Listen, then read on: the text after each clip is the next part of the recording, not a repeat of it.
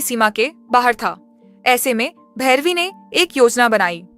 उसने राधा से कहा कि वह दुल्हन के वेश में तिरुपति के पास जाए ताकि उसे फंसाया जा सके।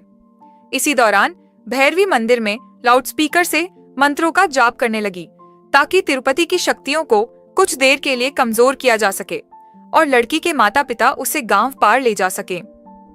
लेकिन जैसे ही उनकी योजना पर अमल हो रहा था, गांव की बिजली चली गई और लाउडस्पीकर।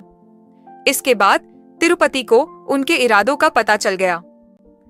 गुस्से से भरकर उसने उस बीमार बच्ची के शरीर में प्रवेश कर लिया और उसका सिर काटकर मंदिर में चढ़ा दिया। यही वही दृश्य था जो हमें फिल्म की शुरुआत में देखने को मिला था। जैसे जैसे तिरुपति का आतंक बढ़ता गया, भैरवी उससे विनती करती है कि वह अब सब कुछ छोड़ दे और गांव वालों को माफ कर दे, क्योंकि वे अब और सहन नहीं कर सकते। इसके जवाब में तिरुपति भैरवी के सामने एक सौदा रखता है। अगर तुम एक रात मेरे साथ बिताने के लिए तैयार हो जाओ तो मैं इस आतंक को खत्म कर दूंगा। हालांकि भैरवी भगवान शिव की भक्त थी, लेकिन वह जानती थी कि उसे गांव को बचाना है, इसलिए वह सौदे के लिए मान जाती है। पहली बार वह दुल्हन की तरह सजती है और अपने रूप से तिरुपति को मोहित कर देती है। फिर तिरुपति वेंकटेश के शरीर की ओर बढ़ता है। इसी दौरान भैरवी शिवजी का नाम जपती रहती है, जिससे तिरुपति क्रोधित हो उठता है और उसे मंदिर के बाहर मारता है ताकि गांव वाले यह दृश्य देख सकें। दूसरी ओर अल्लाह बख्श तिरुपति की समाधि के पास पहुंच जाता है, जैसा कि भैरवी ने उसे निर्देश दिया था। भैरवी को बस एक अंतिम मंत्र उच्चारित करना था जिससे तांत्रिक प्रक्रिया पूरी हो सके, लेकिन तिरुपति द्वारा मारे जाने पर वह गिर पड़ती है। उसी समय एक छोटी लड़की मंदिर में आती है और नंदी महाराज से मदद की गुहार लगाती है। उसकी पुकार सुनकर नंदी महाराज प्रकट होते हैं और भैरवी को जीवन दान देते हैं। जैसे ही वह अपना अंतिम मंत्र पूरा करती है, भगवान शिव की शक्तियां उसमें समा जाती हैं। वह तुरंत अपने त्रिशूल से तिरुपति की आत्मा का अंत कर देती है। उधर अल्लाह बख्श तिरुपति के भौतिक शरीर का काम तमाम करता है, जिससे तिरुपति का आतंक हमेशा के लिए समाप्त हो जाता है। यहीं पर फिल्म समाप्त होती है। दोस्तों, हमें कमेंट में ज़रूर बताएं कि आपको यह फिल्म कैसी लगी और अगली किस फिल्म की स्टोरी एक्सप्लेनेशन देखना चाहते हैं, वो भी ज़रूर लिखें। एक वो था जो मरा नहीं और एक वो थी जिसने मौत से लड़कर उसकी आत्मा को ललकारा। जब हवाएं भी थरथराने लगें तो समझ लो तिरुपति लौट आया है। ये सिर्फ कहानी नहीं, ये शुद्ध आतंक है। आज हम बात करेंगे तमन्ना भाटिया स्टारर रिलीज हुई फिल्म ओडेला 2, जो 2022 में आई फिल्म ओडेला रेलवे स्टेशन का सीक्वल है। यह फिल्म पहली कहानी को ही आगे बढ़ाती है। बेहतर समझ के लिए पहले भाग की थोड़ी पृष्ठभूमि पर नजर डालते हैं। ओडेला रेलवे स्टेशन की कहानी एक गांव ओडेला से शुरू होती है, जहां एक के बाद एक नई नई शादीशुदा लड़कियां मारी जाने लगती हैं। पुलिस बहुत कोशिश करती है, लेकिन कातिल का पता नहीं चल पाता। अंत में आईपीएस अनुदीप खुद अपनी गर्लफ्रेंड से शादी करता है ताकि हत्यारे को पकड़ सके, लेकिन हत्यारा उसकी पत्नी को भी उठा लेता है। उसी दौरान राधा नाम की एक लड़की को सफाई करते वक्त घर में कुछ महिलाओं के अंतर्वस्त्र मिलते हैं। वह समझ जाती है कि इन हत्याओं के पीछे उसका पति तिरुपति ही है। जब तिरुपति अनुदीप की पत्नी से जबरदस्ती करने की कोशिश करता है, तब राधा उसे रोकती है और अंत में उसका सिर काट देती है। दरअसल राधा से शादी तिरुपति की मर्जी के खिलाफ हुई थी और सुहागरात को राधा ने उसे अपमानित किया था, जिससे वो डरा डरा रहने लगा। लेकिन एक दिन उसने पड़ोसी की अंतरंगता देखी तो उसकी इच्छाएं भड़क उठीं और वह एक के बाद एक रेप और मर्डर करने लगा। अब ओला 2 की शुरुआत होती है एक लड़की से, जो पुलिस स्टेशन में एक कटा हुआ सिर लेकर आती है। वो सिर राधा का होता है। यह देख सब हैरान रह जाते हैं। इसके बाद कहानी फ्लैशबैक में जाती है, जब तिरुपति मारा गया था। पुलिस उसका सिर फिर से उसके शरीर से जोड़कर उसके घर छोड़ देती है। गांव का कोई भी व्यक्ति उसके अंतिम संस्कार में शामिल नहीं होता, क्योंकि सबको उसके गुनाहों का पता चल चुका था। केवल उसका भाई और सबसे करीबी दोस्त उसके शव को घर लाते हैं। वहीं गांव के लोग पुजारी के पास जाते हैं और कहते हैं कि तिरुपति ने गांव को पाप से भर दिया है और उसे और सजा मिलनी चाहिए। पुजारी सलाह देता है कि यदि वे उसकी आत्मा को कभी चैन न देना चाहें, तो उसे एक गहरे गड्ढे में दबा दें। साथ में पुराने कपड़े, कीलें और मुर्गे का खून भी डालें। इससे उसकी आत्मा कभी शांति नहीं पाएगी। गांव वाले इस बात से सहमत हो जाते हैं। जब तिरुपति का भाई और दोस्त उसका शव लेकर गांव पहुंचते हैं, तब तिरुपति की आत्मा अपने शरीर के पास मौजूद होती है।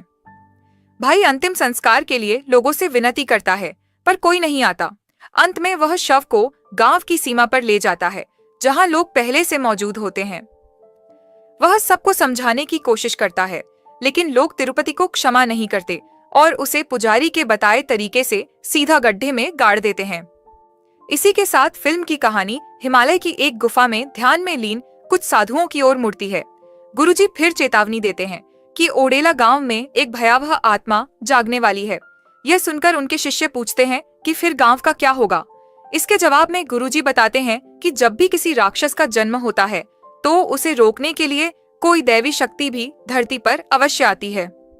6 महीने बाद कहानी फिर से ओला गांव में आ जाती है, जहां लंबे समय बाद किसी घर में शादी हो रही है।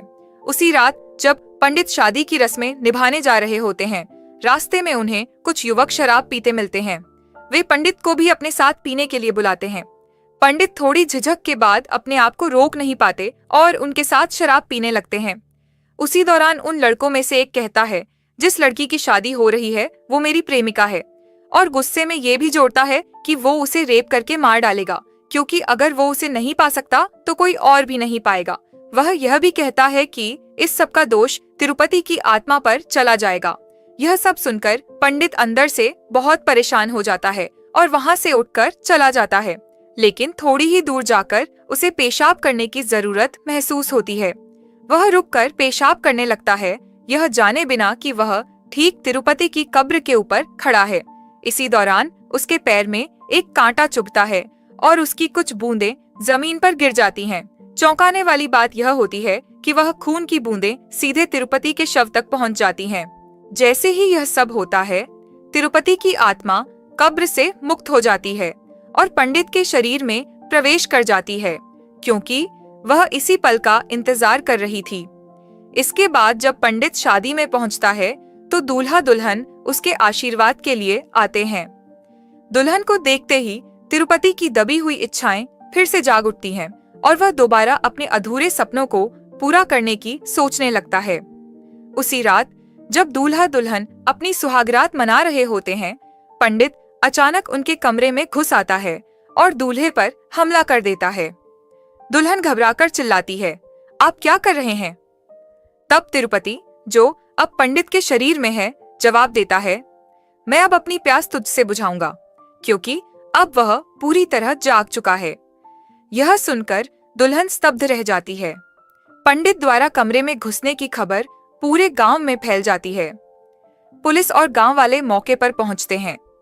पुलिस पंडित को हिरासत में ले लेती है और मारती है, लेकिन पंडित को कुछ याद नहीं होता, क्योंकि तिरुपति की आत्मा अब उसके शरीर से जा चुकी होती है। फिर भी पुलिस उसकी बातों पर विश्वास नहीं करती। पंडित तब उस लड़के का जिक्र करता है जिसने दुल्हन को मारने की बात कही थी। इसके बाद पुलिस उन लड़कों को थाने लाकर पूछताछ करती है, लेकिन उनके खिलाफ कोई ठोस सबूत नहीं मिलता। उधर तिरुपति की आत्मा अब गांव में एक साइकिल पर घूमने लगती है। और फिर कहानी में आता है एक किरदार, अल्लाह बख्शू, जो भूत प्रेतों को भगाने में माहिर है। एक लड़की जिसे तिरुपति की आत्मा ने अपने वश में कर लिया होता है, अपने माता पिता से कहती है कि वे गांव के बाहर एक जगह पर चिकन का टुकड़ा रख आएं। उसके कहे अनुसार उसके माता पिता उसी रात यह अनुष्ठान करते हैं। इसी दौरान वेंकटेश नाम का एक आदमी उसी रास्ते से गांव लौट रहा होता है जहां लड़की के माता पिता ने अनुष्ठान किया था। जो दृश्य वह देखता है वह उसे हिलाकर रख देता है। वह देखता है कि तिरुपति की आत्मा कब्र से बाहर निकलकर उस मीट के टुकड़े को खाने लगती है। अगले दिन वेंकटेश एक दुकान पर जाकर यह घटना लोगों को बताता है, लेकिन कोई भी उस पर यकीन नहीं करता, सिवाय अल्लाह बख्शू के। उसी समय एक और आदमी आता है और अपनी बेटी की शादी का निमंत्रण देता है। अल्लाह बख्शू उससे पूछता है, क्या तुम्हें गांव में जो कुछ हो रहा है उसका पता है? उस आदमी का जवाब होता है, सब ठीक है, चिंता मत करो। आखिरकार वह दिन आ जाता है जब उस लड़की की शादी होती है। शादी के दौरान गांव के सरपंच लड़की के पिता को 116 रुपए का तोहफा देता है, जिससे दोनों के बीच थोड़ी बहस हो जाती है। शादी पूरी होने के बाद सभी लोग अपने घर लौटने लगते हैं। रास्ते में सरपंच पेशाब करने के लिए रुकता है और संयोग से वह भी तिरुपति की कब्र के पास पहुंच जाता है। कब्र को पहचानते हुए वह कहता है, अगर तिरुपति आज जिंदा होता तो उसकी बेटी भी मेरी बेटी जैसी होती। तभी पंडित की तरह उसके पैर में कांटा चुभता है और उसके खून की कुछ बूंदें तिरुपति की अस्थियों पर गिर जाती हैं।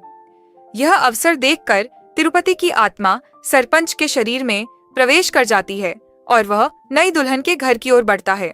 लेकिन जब वह वहां पहुंचता है तो दुल्हन उसे नहीं मिलती, क्योंकि वह और उसका पति सुहागरात मनाने के लिए खेतों में गए होते हैं। जब दोनों खेत में आनंदित हो रहे होते हैं, सरपंच वहां पहुंचता है और पूरा खेत आग के हवाले कर देता है। इसके बाद वह दूल्हे को बेरहमी से मार डालता है और दुल्हन के साथ बलात्कार कर उसे भी जान से मार देता है। अगली सुबह जब गांव वाले इस मंजर को देखते हैं तो वे दहल जाते हैं। वे पंडित और सरपंच को पकड़कर उन पर भारी गुस्सा निकालते हैं और उन्हें सजा देते हैं। उसी वक्त अल्लाह बख्शू और वेंकटेश वहां आते हैं और गांव वालों को समझाते हैं कि पंडित और सरपंच दोषी नहीं हैं। अल्लाह बख्शू कहता है, हमने खुद अपनी कब्र खोद ली जब हमने तिरुपति की समाधि बनाई। इसके बाद वह गांव वालों को कुछ वीडियो क्लिप्स दिखाता है जिनमें तिरुपति की आत्मा को गांव में साइकिल चलाते हुए देखा जा सकता है। यह सब देखकर गांव वाले पूरी तरह से स्तब्ध रह जाते हैं। इसके बाद तिरुपति के परिवार वाले उसकी आत्मा को शांति दिलाने के लिए उसकी कब्र पर जाकर उसके पसंदीदा सामान वहां रख देते हैं और उसकी साइकिल भी वापस घर ले आते हैं। लेकिन जैसे ही वे वहां से जाते हैं, तिरुपति की आत्मा फिर से कब्र से बाहर निकलती है और उन सभी चीजों को खा जाती है जो वहां छोड़ी गई थीं। अब गांव वालों को धीरे धीरे यकीन होने लगता है कि तिरुपति की आत्मा वास्तव में मौजूद है। इसी बीच गांव के कमिश्नर का आगमन होता है। वह अल्लाह बख्शू की बातों को बकवास बताता है और यहाँ तक कह देता है कि शायद ये सब अल्लाह बख्शू की ही चाल है जिससे वह सरपंच और पंडित को बचा सके। यह सुनकर अल्लाह बख्शू कहता है, सिर्फ इसलिए कि हमें कुछ दिखाई नहीं देता, इसका मतलब यह नहीं कि वह अस्तित्व में नहीं है। जैसे भगवान होते हैं वैसे ही बुरी शक्तियां भी होती हैं। लेकिन कमिश्नर यह कहकर उसका मजाक उड़ाता है कि वह इस मायाजाल को खत्म करेगा और यह साबित करेगा कि यह सब झूठ है। वह ऐलान करता है कि वह रात को तिरुपति की कब्र के पास ही सोएगा। अगली सुबह जब एक सिपाही उसे चाय देने आता है तो वह कमिश्नर को कुर्सी पर लुढ़का हुआ पाता है। उसकी एक आंख बाहर निकली होती है। जब सिपाही उसे उठाने की कोशिश करता है तो कमिश्नर का निर्जीव शरीर जमीन पर गिर जाता है। उसकी पूरी पीठ बुरी तरह से चिरी हुई होती है, जिससे यह साफ हो जाता है कि यह तिरुपति की आत्मा का ही काम है। यह सब जानने के बाद गांव में हड़कंप मच जाता है। लोग डर से बेहाल हो जाते हैं और उन्हें समझ नहीं आता कि अब क्या किया जाए। तभी किसी को याद आता है तिरुपति की पत्नी राधा की, जो इस वक्त जेल में है। पहले भी राधा ने गांव को संकट से बचाया था, इसलिए लोग उससे मदद मांगने के लिए जेल जाते हैं। राधा सब कुछ सुनकर गुस्से में कहती है, जिस तिरुपति से इतनी मुश्किल से पीछा छुड़ाया, तुम लोगों ने उसी की समाधि बनाकर उसे फिर से बुला लिया। गांव वाले उससे समाधान पूछते हैं। तब राधा बताती है कि उसकी दादी एक तपस्विनी थी और उसकी बड़ी बहन भैरवी उन्हें बहुत मानती थी। राधा आगे कहती है कि दादी ने भैरवी को एक रहस्य बताया था। अगर कोई लड़की अपनी माहवारी की शुरुआत से अंत तक हर दिन भगवान शिव का नाम 108 बार जपे तो उसमें अद्भुत शक्तियां जाग जाती हैं। भैरवी ने दादी की बात मानी और शिव की भक्त बन गई। राधा कहती है, अगर आज कोई इस गांव की मदद कर सकता है तो वो सिर्फ भैरवी है। अब सवाल यह उठता है कि भैरवी कहाँ मिलेगी। राधा बताती है कि एक मंदिर है जहाँ भैरवी अक्सर अपनी दादी की याद में जाती है। यह सुनकर गांव वाले उस मंदिर की ओर रवाना हो जाते हैं। जब वे भैरवी से मिलते हैं तो उन्हें पता चलता है कि उसके पास कई शक्तियां हैं और वह अक्सर लोगों की मदद करती है। लेकिन जब गांव वाले उससे मदद मांगते हैं तो वह साफ इनकार कर देती है और कहती है, तुम्हारी मुसीबतें तुम्हारे अपने कर्मों का फल हैं। उन्होंने खुद ही इस संकट को बुलाया है, अब उन्हें ही इसका सामना करना होगा। भैरवी की इन बातों को सुनकर गांव वालों को एहसास होता है कि उनसे बहुत बड़ी गलती हो गई है। वे बार बार भैरवी से मदद की गुहार लगाने लगते हैं, क्योंकि अब उनके पास और कोई विकल्प नहीं होता। आखिरकार भैरवी मदद के लिए तैयार हो जाती है और तिरुपति की समाधि के पास पहुंचकर लगातार अपने मंत्रों का जाप करने लगती है। कुछ देर ध्यान केंद्रित करने के बाद वह गांव वालों को बताती है कि तिरुपति की आत्मा को थोड़ी देर के लिए यहीं बांधना होगा, फिर उसे मुक्त करने के लिए द्वार खोलने होंगे, तभी उसे मोक्ष मिल सकेगा। भैरवी तिरुपति की समाधि के चारों ओर 4 छोटी मूर्तियों और धागों से एक विशेष चक्र बनाती है, जिससे उसकी आत्मा उस घेरे से बाहर न जा सके। वह गांव वालों से कहती है कि यह चक्र पूरे 15 दिन तक बना रहना चाहिए। अगर किसी भी कारण से यह टूट गया तो पूरे गांव पर ऐसी आपदा आएगी जिसे कोई नहीं रोक पाएगा। यह सुनकर गांव वाले तय करते हैं कि वे बारी बारी से चक्र की निगरानी करेंगे जब तक ये 15 दिन पूरे नहीं हो जाते। वे भैरवी से भी आग्रह करते हैं कि वह इन दिनों उनके साथ गांव में ही रुके। इसी दौरान गांव में चल रही हलचल की खबर फैल जाती है और कुछ मीडिया कर्मी वहां रिपोर्टिंग के लिए आ जाते हैं। अचानक एक ड्रोन उड़ते उड़ते उस चक्र पर गिर जाता है। जब एक रिपोर्टर उसे लेने आता है तो पहरा दे रहा गांव का एक व्यक्ति उसे रोक देता है।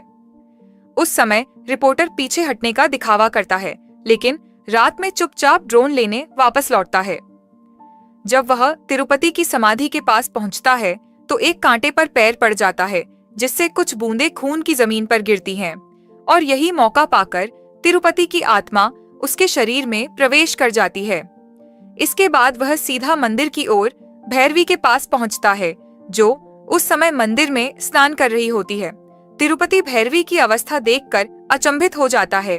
वह उसे पाना चाहता है, लेकिन तभी मंदिर के द्वार पर एक नाग प्रकट होता है, जो तिरुपति को अंदर आने से रोक देता है। उसी समय भैरवी बाहर आ जाती है और डांटते हुए कहती है, जब तक मैं यहाँ हूँ तू इस गांव का कुछ नहीं बिगाड़ सकता। भैरवी के ऐसा कहने पर तिरुपति अपमानित महसूस करता है और वहां से चला जाता है। कुछ समय बाद गांव में एक त्योहार मनाने की योजना बनती है। इसकी तैयारी के लिए सभी लोग मंदिर में एक बैठक करते हैं। तभी अचानक तिरुपति की आत्मा वहां प्रकट होती है और जोर जोर से चिल्लाने लगती है। जब गांव वाले बाहर दौड़कर आते हैं तो तिरुपति ठहाके लगाते हुए कहता है, तुम लोग सोचते हो कि मैं कमजोर हूँ, तभी मेरे रहते त्योहार मनाने की सोच रहे हो। अब मैं तुम्हें अपनी असली ताकत दिखाता हूँ।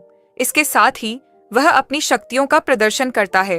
अब वह 5 तत्वों पर नियंत्रण पा चुका होता है: वायु, जल, अग्नि, पृथ्वी और आत्मा।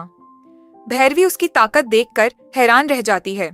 असल में जब तिरुपति रिपोर्टर के शरीर में घुसा था, तब वह कुछ तांत्रिकों से काले जादू की विद्या सीख चुका था। यही वजह थी कि वह कुछ समय के लिए गायब था और अब कहीं अधिक शक्तिशाली बनकर लौटा है।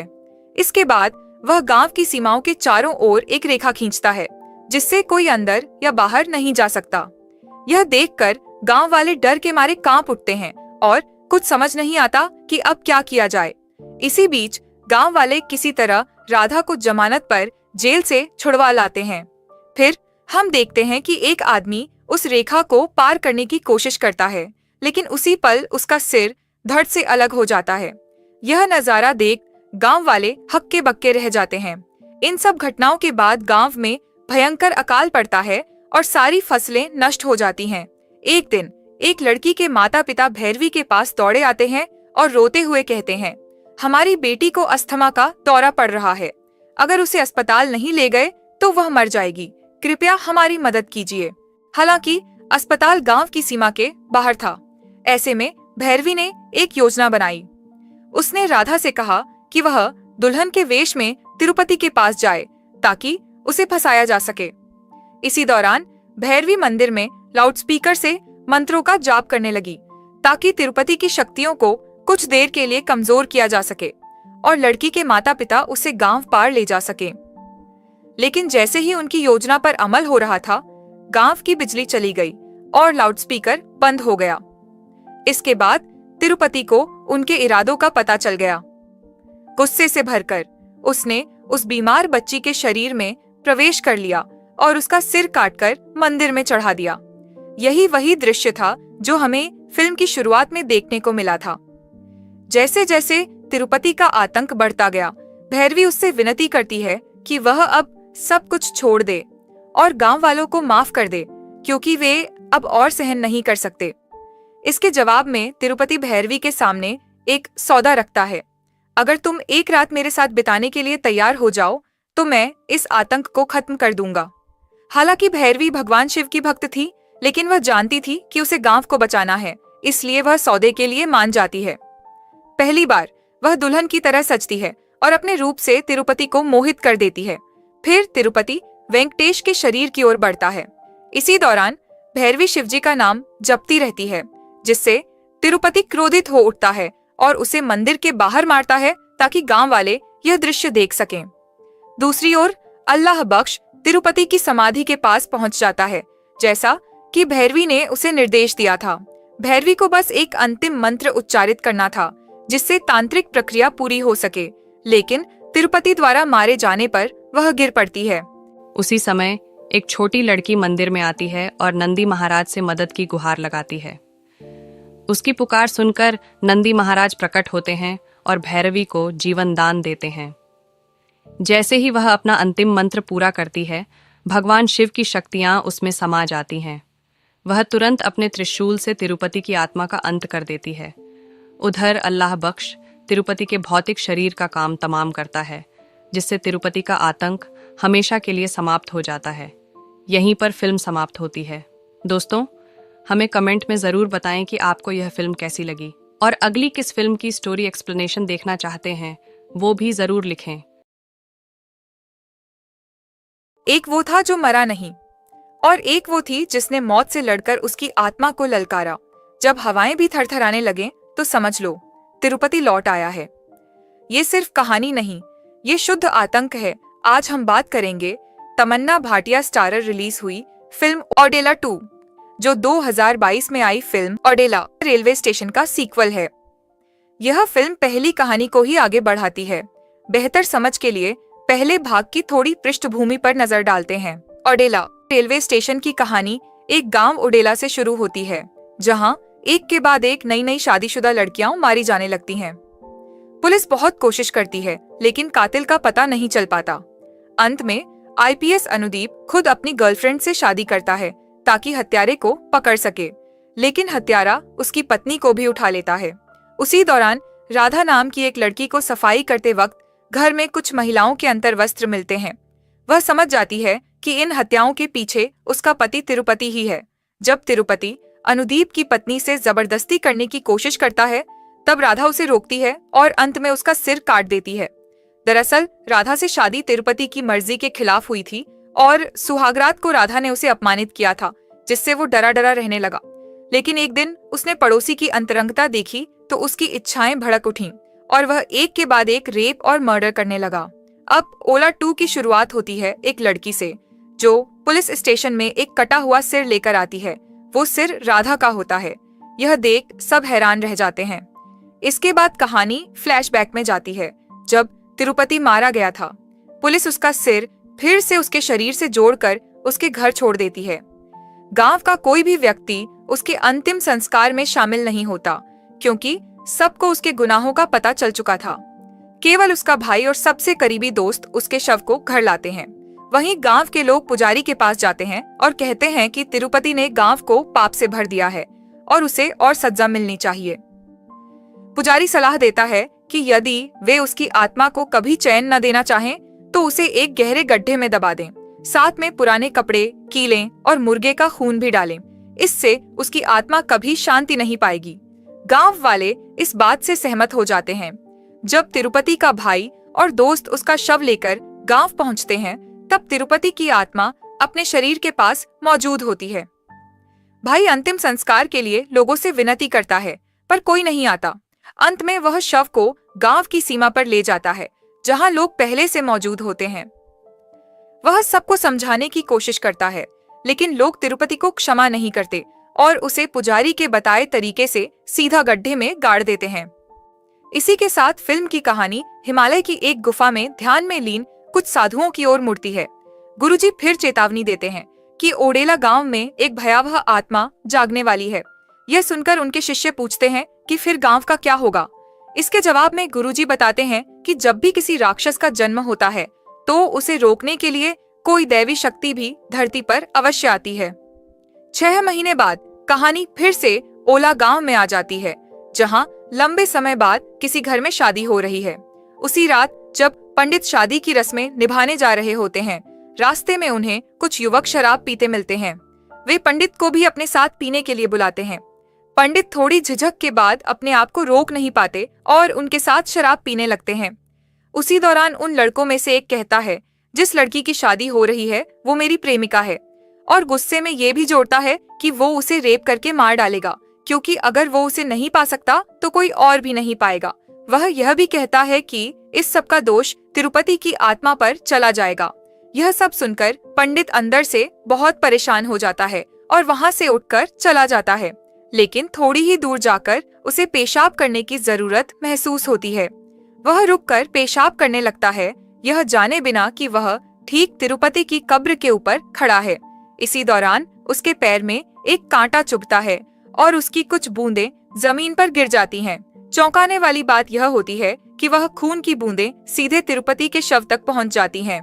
जैसे ही यह सब होता है, तिरुपति की आत्मा कब्र से मुक्त हो जाती है और पंडित के शरीर में प्रवेश कर जाती है, क्योंकि वह इसी पल का इंतजार कर रही थी।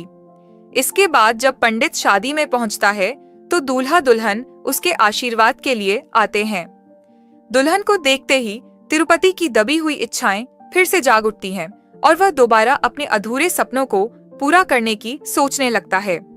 उसी रात जब दूल्हा दुल्हन अपनी सुहागरात मना रहे होते हैं, पंडित अचानक उनके कमरे में घुस आता है और दूल्हे पर हमला कर देता है। दुल्हन घबराकर चिल्लाती है, आप क्या कर रहे हैं? तब तिरुपति, जो अब पंडित के शरीर में है, जवाब देता है, मैं अब अपनी प्यास तुझसे बुझाऊंगा, क्योंकि अब वह पूरी तरह जाग चुका है। यह सुनकर दुल्हन स्तब्ध रह जाती है। पंडित द्वारा कमरे में घुसने की खबर पूरे गांव में फैल जाती है। पुलिस और गांव वाले मौके पर पहुंचते हैं। पुलिस पंडित को हिरासत में ले लेती है और मारती है, लेकिन पंडित को कुछ याद नहीं होता, क्योंकि तिरुपति की आत्मा अब उसके शरीर से जा चुकी होती है। फिर भी पुलिस उसकी बातों पर विश्वास नहीं करती। पंडित तब उस लड़के का जिक्र करता है जिसने दुल्हन को मारने की बात कही थी। इसके बाद पुलिस उन लड़कों को थाने लाकर पूछताछ करती है, लेकिन उनके खिलाफ कोई ठोस सबूत नहीं मिलता। उधर तिरुपति की आत्मा अब गांव में एक साइकिल पर घूमने लगती है। और फिर कहानी में आता है एक किरदार, अल्लाह बख्शू, जो भूत प्रेतों को भगाने में माहिर है। एक लड़की जिसे तिरुपति की आत्मा ने अपने वश में कर लिया होता है, अपने माता पिता से कहती है कि वे गांव के बाहर एक जगह पर चिकन का टुकड़ा रख आएं। उसके कहे अनुसार उसके माता पिता उसी रात यह अनुष्ठान करते हैं। इसी दौरान वेंकटेश नाम का एक आदमी उसी रास्ते से गांव लौट रहा होता है जहां लड़की के माता पिता ने अनुष्ठान किया था। जो दृश्य वह देखता है वह उसे हिलाकर रख देता है। वह देखता है कि तिरुपति की आत्मा कब्र से बाहर निकलकर उस मीट के टुकड़े को खाने लगती है।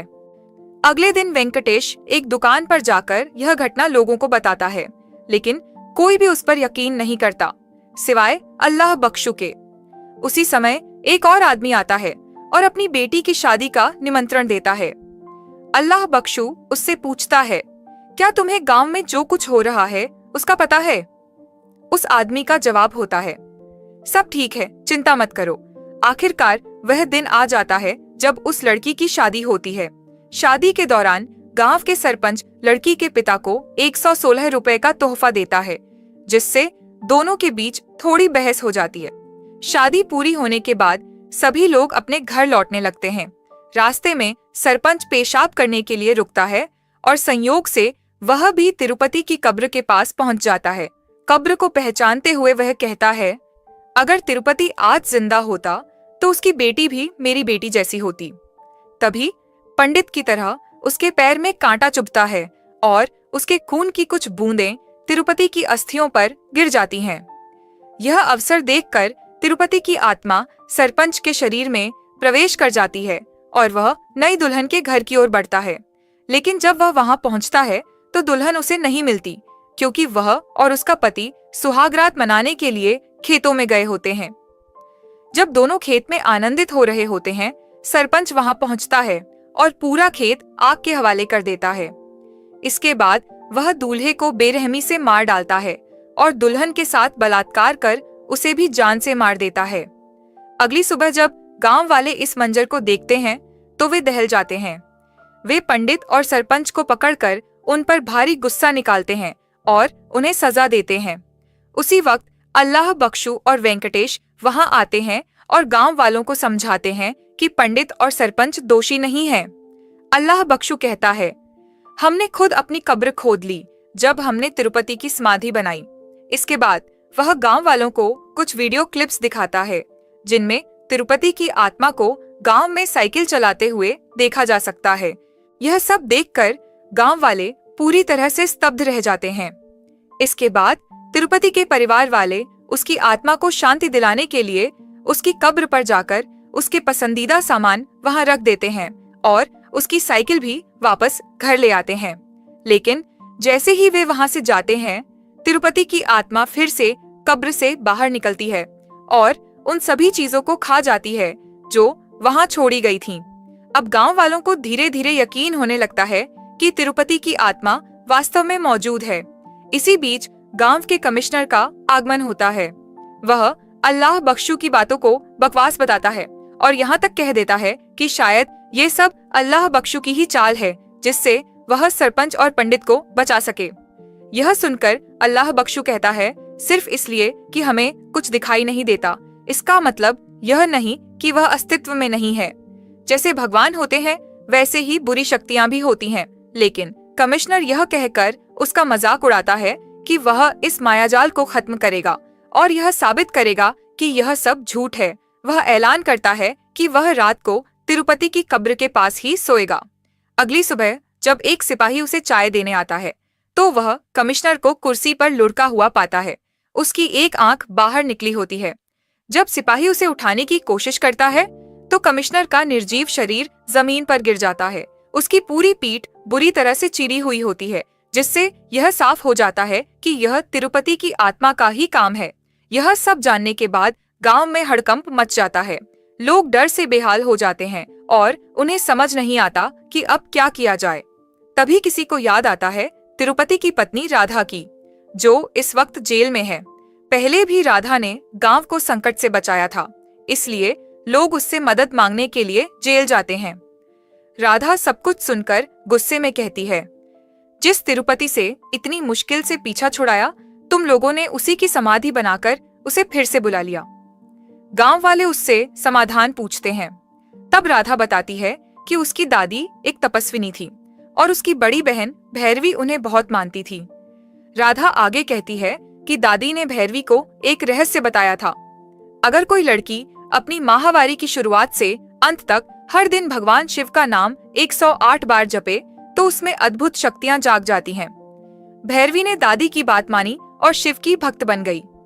राधा कहती है, अगर आज कोई इस गांव की मदद कर सकता है तो वो सिर्फ भैरवी है। अब सवाल यह उठता है कि भैरवी कहाँ मिलेगी। राधा बताती है कि एक मंदिर है जहाँ भैरवी अक्सर अपनी दादी की याद में जाती है। यह सुनकर गांव वाले उस मंदिर की ओर रवाना हो जाते हैं।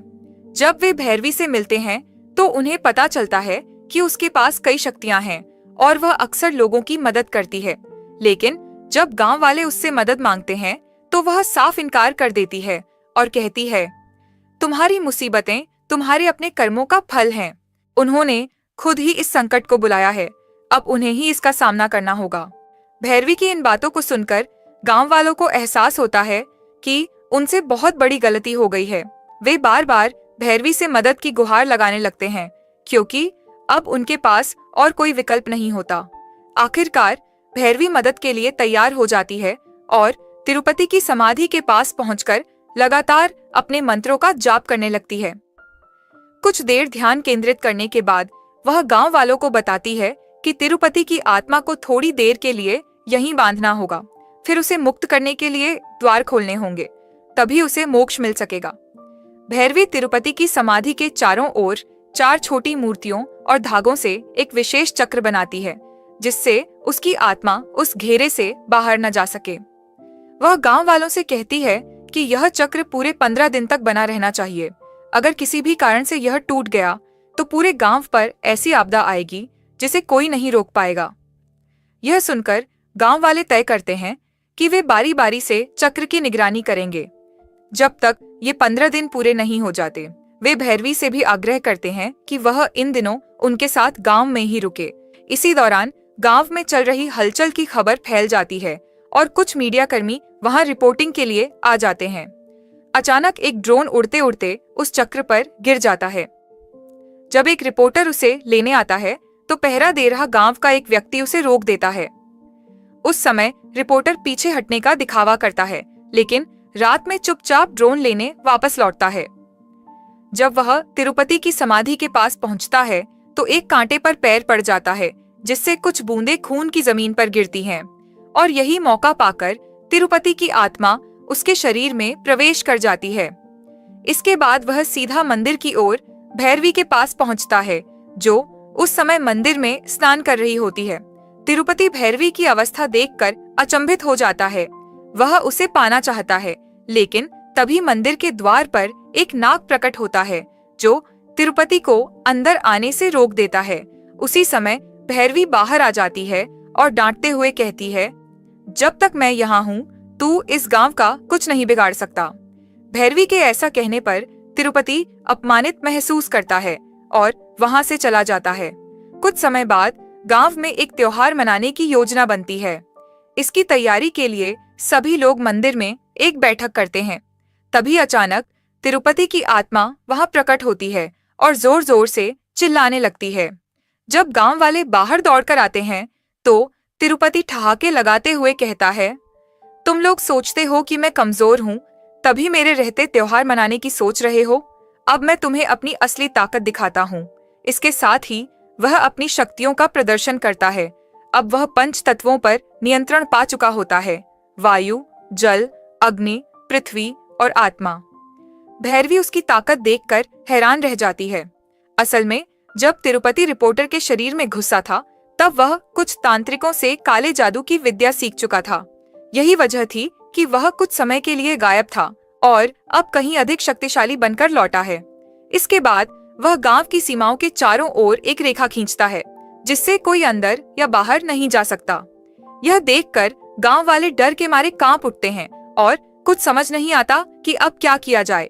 इसी बीच गांव वाले किसी तरह राधा को जमानत पर जेल से छुड़वा लाते हैं। फिर हम देखते हैं कि एक आदमी उस रेखा को पार करने की कोशिश करता है, लेकिन उसी पल उसका सिर धड़ से अलग हो जाता है। यह नजारा देख गांव वाले हक्के बक्के रह जाते हैं। इन सब घटनाओं के बाद गांव में भयंकर अकाल पड़ता है और सारी फसलें नष्ट हो जाती हैं। एक दिन एक लड़की के माता पिता भैरवी के पास दौड़े आते हैं और रोते हुए कहते हैं, हमारी बेटी को अस्थमा का दौरा पड़ रहा है। अगर उसे अस्पताल नहीं ले गए तो वह मर जाएगी। कृपया हमारी मदद कीजिए। हालांकि अस्पताल गांव की सीमा के बाहर था। ऐसे में भैरवी ने एक योजना बनाई। उसने राधा से कहा कि वह दुल्हन के वेश में तिरुपति के पास जाए ताकि उसे फंसाया जा सके। इसी दौरान भैरवी मंदिर में लाउडस्पीकर से मंत्रों का जाप करने लगी ताकि तिरुपति की शक्तियों को कुछ देर के लिए कमजोर किया जा सके और लड़की के माता पिता उसे गांव पार ले जा सके। लेकिन जैसे ही उनकी योजना पर अमल हो रहा था, गांव की बिजली चली गई और लाउडस्पीकर बंद हो गया। इसके बाद तिरुपति को उनके इरादों का पता चल गया। गुस्से से भरकर उसने उस बीमार बच्ची के शरीर में प्रवेश कर लिया और उसका सिर काटकर मंदिर में चढ़ा दिया। यही वही दृश्य था जो हमें फिल्म की शुरुआत में देखने को मिला था। जैसे जैसे तिरुपति का आतंक बढ़ता गया, भैरवी उससे विनती करती है कि वह अब सब कुछ छोड़ दे और गांव वालों को माफ कर दे, क्योंकि वे अब और सहन नहीं कर सकते। इसके जवाब में तिरुपति भैरवी के सामने एक सौदा रखता है। अगर तुम एक रात मेरे साथ बिताने के लिए तैयार हो जाओ तो मैं इस आतंक को खत्म कर दूंगा। हालांकि भैरवी भगवान शिव की भक्त थी, लेकिन वह जानती थी कि उसे गांव को बचाना है, इसलिए वह सौदे के लिए मान जाती है। पहली बार वह दुल्हन की तरह सजती है और अपने रूप से तिरुपति को मोहित कर देती है। फिर तिरुपति वेंकटेश के शरीर की ओर बढ़ता है। इसी दौरान भैरवी शिवजी का नाम जपती रहती है, जिससे तिरुपति क्रोधित हो उठता है और उसे मंदिर के बाहर मारता है ताकि गांव वाले यह दृश्य देख सकें। दूसरी ओर अल्लाह बख्श तिरुपति की समाधि के पास पहुंच जाता है, जैसा कि भैरवी ने उसे निर्देश दिया था। भैरवी को बस एक अंतिम मंत्र उच्चारित करना था जिससे तांत्रिक प्रक्रिया पूरी हो सके, लेकिन तिरुपति द्वारा मारे जाने पर वह गिर पड़ती है। उसी समय एक छोटी लड़की मंदिर में आती है और नंदी महाराज से मदद की गुहार लगाती है। उसकी पुकार सुनकर नंदी महाराज प्रकट होते हैं और भैरवी को जीवन दान देते हैं। जैसे ही वह अपना अंतिम मंत्र पूरा करती है, भगवान शिव की शक्तियां उसमें समा जाती हैं। वह तुरंत अपने त्रिशूल से तिरुपति की आत्मा का अंत कर देती है। उधर अल्लाह बख्श तिरुपति के भौतिक शरीर का काम तमाम करता है, जिससे तिरुपति का आतंक हमेशा के लिए समाप्त हो जाता है। यहीं पर फिल्म समाप्त होती है। दोस्तों, हमें कमेंट में ज़रूर बताएं कि आपको यह फिल्म कैसी लगी और अगली किस फिल्म की स्टोरी एक्सप्लेनेशन देखना चाहते हैं, वो भी ज़रूर लिखें। एक वो था जो मरा नहीं, और एक वो थी जिसने मौत से लड़कर उसकी आत्मा को ललकारा। जब हवाएं भी थरथराने लगे तो समझ लो, तिरुपति लौट आया है। ये सिर्फ कहानी नहीं, ये शुद्ध आतंक है। आज हम बात करेंगे तमन्ना भाटिया स्टारर रिलीज हुई फिल्म ओडेला 2, जो 2022 में आई फिल्म ओडेला रेलवे स्टेशन का सीक्वल है। यह फिल्म पहली कहानी को ही आगे बढ़ाती है। बेहतर समझ के लिए पहले भाग की थोड़ी पृष्ठभूमि पर नजर डालते हैं। ओडेला रेलवे स्टेशन की कहानी एक गांव ओडेला से शुरू होती है, जहां एक के बाद एक नई नई शादीशुदा लड़कियां मारी जाने लगती हैं। पुलिस बहुत कोशिश करती है, लेकिन कातिल का पता नहीं चल पाता। अंत में आईपीएस अनुदीप खुद अपनी गर्लफ्रेंड से शादी करता है ताकि हत्यारे को पकड़ सके, लेकिन हत्यारा उसकी पत्नी को भी उठा लेता है। उसी दौरान राधा नाम की एक लड़की को सफाई करते वक्त घर में कुछ महिलाओं के अंतर्वस्त्र मिलते हैं। वह समझ जाती है कि इन हत्याओं के पीछे उसका पति तिरुपति ही है। जब तिरुपति अनुदीप की पत्नी से जबरदस्ती करने की कोशिश करता है, तब राधा उसे रोकती है और अंत में उसका सिर काट देती है। दरअसल राधा से शादी तिरुपति की मर्जी के खिलाफ हुई थी और सुहागरात को राधा ने उसे अपमानित किया था, जिससे वो डरा डरा रहने लगा। लेकिन एक दिन उसने पड़ोसी की अंतरंगता देखी तो उसकी इच्छाएं भड़क उठीं और वह एक के बाद एक रेप और मर्डर करने लगा। अब ओला 2 की शुरुआत होती है एक लड़की से, जो पुलिस स्टेशन में एक कटा हुआ सिर लेकर आती है। वो सिर राधा का होता है। यह देख सब हैरान रह जाते हैं। इसके बाद कहानी फ्लैशबैक में जाती है, जब तिरुपति मारा गया था। पुलिस उसका सिर फिर से उसके शरीर से जोड़कर उसके घर छोड़ देती है। गांव का कोई भी व्यक्ति उसके अंतिम संस्कार में शामिल नहीं होता, क्योंकि सबको उसके गुनाहों का पता चल चुका था। केवल उसका भाई और सबसे करीबी दोस्त उसके शव को घर लाते हैं। वहीं गांव के लोग पुजारी के पास जाते हैं और कहते हैं कि तिरुपति ने गांव को पाप से भर दिया है और उसे और सजा मिलनी चाहिए। पुजारी सलाह देता है कि यदि वे उसकी आत्मा को कभी चैन न देना चाहें, तो उसे एक गहरे गड्ढे में दबा दें, साथ में पुराने कपड़े, कीलें और मुर्गे का खून भी डालें। इससे उसकी आत्मा कभी शांति नहीं पाएगी। गांव वाले इस बात से सहमत हो जाते हैं। जब तिरुपति का भाई और दोस्त उसका शव लेकर गांव पहुंचते हैं, तब तिरुपति की आत्मा अपने शरीर के पास मौजूद होती है। भाई अंतिम संस्कार के लिए लोगों से विनती करता है, पर कोई नहीं आता। अंत में वह शव को गांव की सीमा पर ले जाता है, जहां लोग पहले से मौजूद होते हैं। वह सबको समझाने की कोशिश करता है, लेकिन लोग तिरुपति को क्षमा नहीं करते और उसे पुजारी के बताए तरीके से सीधा गड्ढे में गाड़ देते हैं। इसी के साथ फिल्म की कहानी हिमालय की एक गुफा में ध्यान में लीन कुछ साधुओं की ओर मुड़ती है। गुरुजी फिर चेतावनी देते हैं कि ओडेला गांव में एक भयावह आत्मा जागने वाली है। यह सुनकर उनके शिष्य पूछते हैं कि फिर गांव का क्या होगा। इसके जवाब में गुरुजी बताते हैं कि जब भी किसी राक्षस का जन्म होता है, तो उसे रोकने के लिए कोई दैवी शक्ति भी धरती पर अवश्य आती है। 6 महीने बाद कहानी फिर से ओला गांव में आ जाती है, जहां लंबे समय बाद किसी घर में शादी हो रही है। उसी रात जब पंडित शादी की रस्में निभाने जा रहे होते हैं, रास्ते में उन्हें कुछ युवक शराब पीते मिलते हैं। वे पंडित को भी अपने साथ पीने के लिए बुलाते हैं। पंडित थोड़ी झिझक के बाद अपने आप को रोक नहीं पाते और उनके साथ शराब पीने लगते हैं। उसी दौरान उन लड़कों में से एक कहता है, जिस लड़की की शादी हो रही है वो मेरी प्रेमिका है, और गुस्से में ये भी जोड़ता है कि वो उसे रेप करके मार डालेगा, क्योंकि अगर वो उसे नहीं पा सकता तो कोई और भी नहीं पाएगा। वह यह भी कहता है कि इस सब का दोष तिरुपति की आत्मा पर चला जाएगा। यह सब सुनकर पंडित अंदर से बहुत परेशान हो जाता है और वहां से उठकर चला जाता है, लेकिन थोड़ी ही दूर जाकर उसे पेशाब करने की जरूरत महसूस होती है।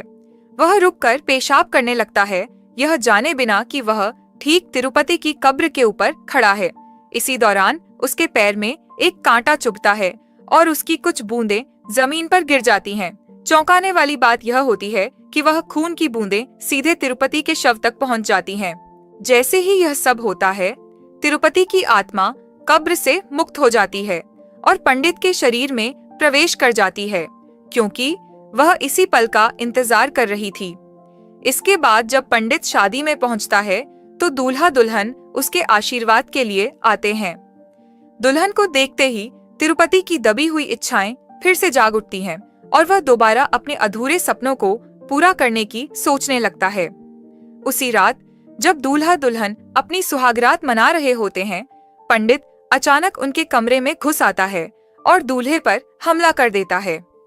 दुल्हन घबराकर चिल्लाती है, आप क्या कर रहे हैं? तब तिरुपति, जो अब पंडित के शरीर में है, जवाब देता है, मैं अब अपनी प्यास तुझसे बुझाऊंगा, क्योंकि अब वह पूरी तरह जाग चुका है। यह सुनकर दुल्हन स्तब्ध रह जाती है। पंडित द्वारा कमरे में घुसने की खबर पूरे गांव में फैल जाती है। पुलिस और गांव वाले मौके पर पहुंचते हैं। पुलिस पंडित को हिरासत में ले लेती है और मारती है, लेकिन पंडित को कुछ याद नहीं होता, क्योंकि तिरुपति की आत्मा अब उसके शरीर से जा चुकी होती है। फिर भी पुलिस उसकी बातों पर विश्वास नहीं करती। पंडित तब उस लड़के का जिक्र करता है जिसने दुल्हन को मारने की बात कही थी। इसके बाद पुलिस उन लड़कों को थाने लाकर पूछताछ करती है, लेकिन उनके खिलाफ कोई ठोस सबूत नहीं मिलता। उधर तिरुपति की आत्मा अब गांव में एक साइकिल पर घूमने लगती है। और फिर कहानी में आता है एक किरदार, अल्लाह बख्शू, जो भूत प्रेतों को भगाने में माहिर है। एक लड़की जिसे तिरुपति की आत्मा ने अपने वश में कर लिया होता है, अपने माता पिता से कहती है कि वे गांव के बाहर एक जगह पर चिकन का टुकड़ा रख आएं। उसके कहे अनुसार उसके माता पिता उसी रात यह अनुष्ठान करते हैं। इसी दौरान वेंकटेश नाम का एक आदमी उसी रास्ते से गांव लौट रहा होता है जहां लड़की के माता पिता ने अनुष्ठान किया था। जो दृश्य वह देखता है वह उसे हिलाकर रख देता है। वह देखता है कि तिरुपति की आत्मा कब्र से बाहर निकलकर उस मीट के टुकड़े को खाने लगती है। अगले दिन वेंकटेश एक दुकान पर जाकर यह घटना लोगों को बताता है, लेकिन कोई भी उस पर यकीन नहीं करता, सिवाय अल्लाह बख्शू के। उसी समय एक और आदमी आता है और अपनी बेटी की शादी का निमंत्रण देता है। अल्लाह बख्शू उससे पूछता है, क्या तुम्हें गांव में जो कुछ हो रहा है उसका पता है? उस आदमी का जवाब होता है, सब ठीक है, चिंता मत करो। आखिरकार वह दिन आ जाता है जब उस लड़की की शादी होती है। शादी के दौरान गांव के सरपंच लड़की के पिता को 116 रुपए का तोहफा देता है, जिससे दोनों के बीच थोड़ी बहस हो जाती है। शादी पूरी होने के बाद सभी लोग अपने घर लौटने लगते हैं। रास्ते में सरपंच पेशाब करने के लिए रुकता है और संयोग से वह भी तिरुपति की कब्र के पास पहुंच जाता है। कब्र को पहचानते हुए वह कहता है, अगर तिरुपति आज जिंदा होता तो उसकी बेटी भी मेरी बेटी जैसी होती। तभी पंडित की तरह उसके पैर में कांटा चुभता है और उसके खून की कुछ बूंदें तिरुपति की अस्थियों पर गिर जाती हैं। यह अवसर देखकर तिरुपति की आत्मा सरपंच के शरीर में प्रवेश कर जाती है और वह नई दुल्हन के घर की ओर बढ़ता है। लेकिन जब वह वहां पहुंचता है तो दुल्हन उसे नहीं मिलती, क्योंकि वह और उसका पति सुहागरात मनाने के लिए खेतों में गए होते हैं। जब दोनों खेत में आनंदित हो रहे होते हैं, सरपंच वहां पहुंचता है और पूरा खेत आग के हवाले कर देता है। इसके बाद वह दूल्हे को बेरहमी से मार डालता है और दुल्हन के साथ बलात्कार कर उसे भी जान से मार देता है। अगली सुबह जब गांव वाले इस मंजर को देखते हैं तो वे दहल जाते हैं। वे पंडित और सरपंच को पकड़कर उन पर भारी गुस्सा निकालते हैं और उन्हें सजा देते हैं। उसी वक्त अल्लाह बख्शू और वेंकटेश वहां आते हैं और गांव वालों को समझाते हैं कि पंडित और सरपंच दोषी नहीं है। अल्लाह बख्शू कहता है, हमने खुद अपनी कब्र खोद ली जब हमने तिरुपति की समाधि बनाई। इसके बाद वह गांव वालों को कुछ वीडियो क्लिप्स दिखाता है जिनमें तिरुपति की आत्मा को गांव में साइकिल चलाते हुए देखा जा सकता है। यह सब देखकर गांव वाले पूरी तरह से स्तब्ध रह जाते हैं।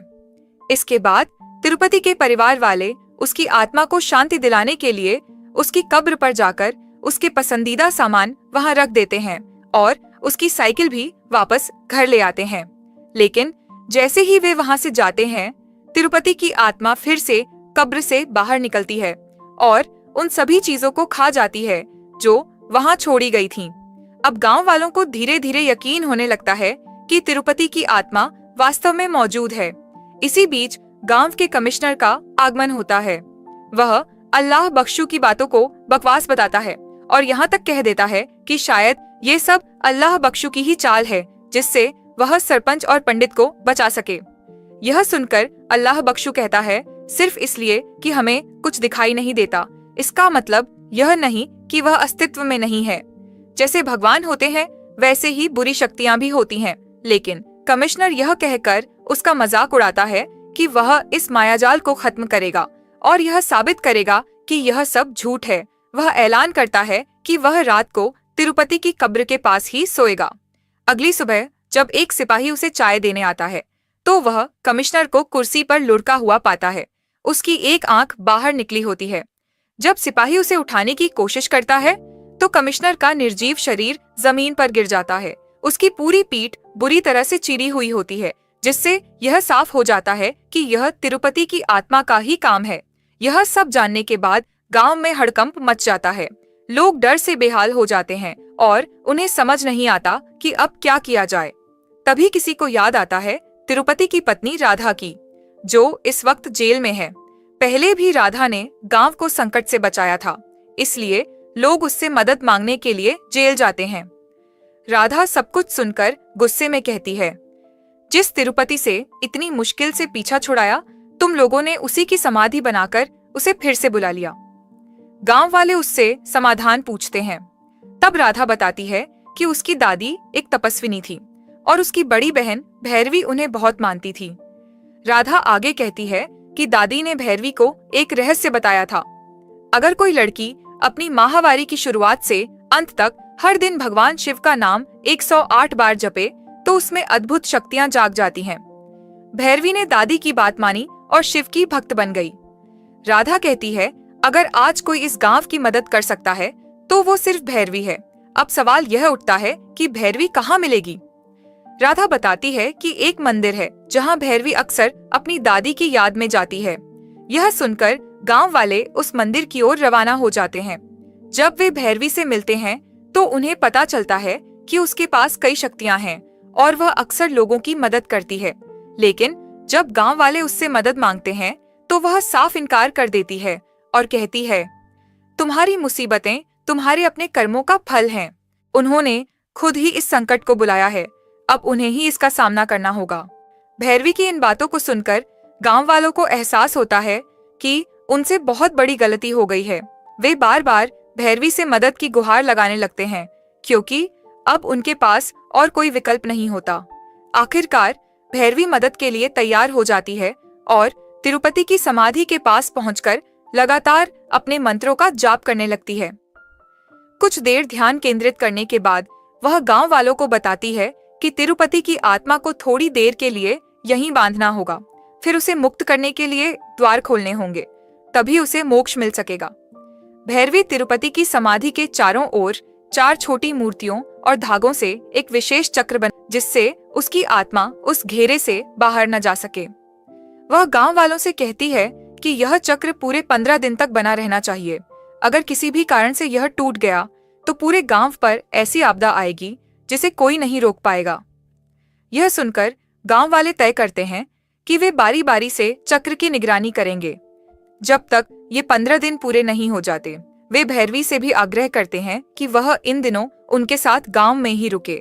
इसी दौरान गांव में चल रही हलचल की खबर फैल जाती है और कुछ मीडिया कर्मी वहां रिपोर्टिंग के लिए आ जाते हैं। अचानक एक ड्रोन उड़ते उड़ते उस चक्र पर गिर जाता है। जब एक रिपोर्टर उसे लेने आता है तो पहरा दे रहा गांव का एक व्यक्ति उसे रोक देता है। उस समय रिपोर्टर पीछे हटने का दिखावा करता है, लेकिन रात में चुपचाप ड्रोन लेने वापस लौटता है। जब वह तिरुपति की समाधि के पास पहुंचता है तो एक कांटे पर पैर पड़ जाता है, जिससे कुछ बूंदें खून की जमीन पर गिरती हैं, और यही मौका पाकर तिरुपति की आत्मा उसके शरीर में प्रवेश कर जाती है। इसके बाद वह सीधा मंदिर की ओर भैरवी के पास पहुंचता है, जो उस समय मंदिर में स्नान कर रही होती है। तिरुपति भैरवी की अवस्था देखकर अचंभित हो जाता है। वह उसे पाना चाहता है, लेकिन तभी मंदिर के द्वार पर एक नाग प्रकट होता है, जो तिरुपति को अंदर आने से रोक देता है। उसी समय भैरवी बाहर आ जाती है और डांटते हुए कहती है, जब तक मैं यहाँ हूँ तू इस गांव का कुछ नहीं बिगाड़ सकता। भैरवी के ऐसा कहने पर तिरुपति अपमानित महसूस करता है और वहां से चला जाता है। कुछ समय बाद गांव में एक त्योहार मनाने की योजना बनती है। इसकी तैयारी के लिए सभी लोग मंदिर में एक बैठक करते हैं। तभी अचानक तिरुपति की आत्मा वहां प्रकट होती है और जोर जोर से चिल्लाने लगती है। जब गांव वाले बाहर दौड़कर आते हैं तो तिरुपति ठहाके लगाते हुए कहता है, तुम लोग सोचते हो कि मैं कमजोर हूँ, तभी मेरे रहते त्योहार मनाने की सोच रहे हो। अब मैं तुम्हें अपनी असली ताकत दिखाता हूँ। इसके साथ ही वह अपनी शक्तियों का प्रदर्शन करता है। अब वह पंच तत्वों पर नियंत्रण पा चुका होता है, वायु, जल, अग्नि, पृथ्वी और आत्मा। भैरवी उसकी ताकत देखकर हैरान रह जाती है। असल में जब तिरुपति रिपोर्टर के शरीर में घुसा था, तब वह कुछ तांत्रिकों से काले जादू की विद्या सीख चुका था। यही वजह थी कि वह कुछ समय के लिए गायब था और अब कहीं अधिक शक्तिशाली बनकर लौटा है। इसके बाद वह गांव की सीमाओं के चारों ओर एक रेखा खींचता है, जिससे कोई अंदर या बाहर नहीं जा सकता। यह देखकर गांव वाले डर के मारे कांप उठते हैं और कुछ समझ नहीं आता कि अब क्या किया जाए। इसी बीच गांव वाले किसी तरह राधा को जमानत पर जेल से छुड़वा लाते हैं। फिर हम देखते हैं कि एक आदमी उस रेखा को पार करने की कोशिश करता है, लेकिन उसी पल उसका सिर धड़ से अलग हो जाता है। यह नजारा देख गांव वाले हक्के बक्के रह जाते हैं। इन सब घटनाओं के बाद गांव में भयंकर अकाल पड़ता है और सारी फसलें नष्ट हो जाती हैं।